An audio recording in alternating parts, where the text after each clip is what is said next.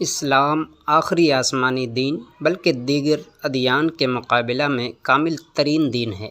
دین اسلام کے ماننے والوں کو مسلم یا مسلمان کہا جاتا ہے۔ اس وقت دنیا کی کل آبادی میں سے 1 ارب سے زیادہ مسلمان ہیں۔ دین اسلام کی روح سے پروردگار عالم نے حضرت محمد بن عبداللہ صلی اللہ علیہ وسلم کو انسانوں کی ہدایت کے لیے اپنا آخری رسول بنا کر بھیجا اور اپنے مقرب فرشتے حضرت جبرائیل امین کے ذریعے قرآن مجید کو آخری آسمانی کتاب کے عنوان سے پیغمبر اکرم صلی اللہ تعالیٰ علیہ وسلم پر نازل کیا۔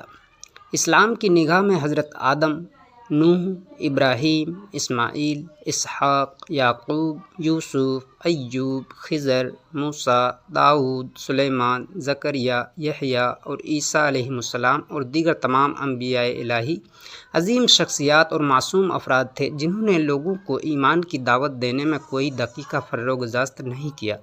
انہوں نے لوگوں کو توحید و وحدانیت، عدل و انصاف، محبت، مساوات اور بھائی چارہ، افت و پاک دامنی، برائیوں سے دوری اور اجتناب، اچھے اخلاق، عبادت اور بندگی، نیز روز قیامت پر ایمان کی دعوت دی۔ انہوں نے ظالموں سے مقابلہ کیا۔ اس راستہ میں بہت سے انبیاء درجہ شہادت پر فائز ہوئے۔ سرکار دو عالم صلی اللہ علیہ وسلم حضرت محمد مصطفیٰ صلی اللہ علیہ وسلم سلسلہ نبوت اور رسالت کی آخری کڑی ہیں۔ حضرت صلی اللہ علیہ وسلم نے گزشتہ انبیاء کی تعلیمات کو زندہ کیا اور انہیں پائے تکمیل تک پہنچایا۔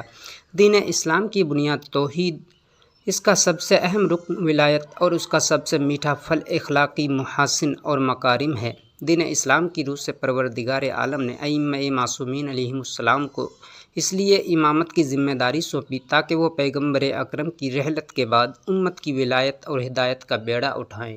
سلسلہ امامت کی پہلی فرد حضرت علی علیہ السلام اور آخری فرد حضرت مہدی موعود ہیں۔ قرآنی آیات اور اسلامی عقائد کی روح سے حضرت عیسیٰ مسیح کو صلیب پر نہیں لٹکایا گیا بلکہ وہ آسمان پر عروج کر گئے اور آخری زمانہ میں آسمان سے نیچے اتریں گے اور امام مہدی کے انقلاب میں عدل و انصاف پر مبنی عالمی حکومت کے قیام میں ان کی مدد فرمائیں گے۔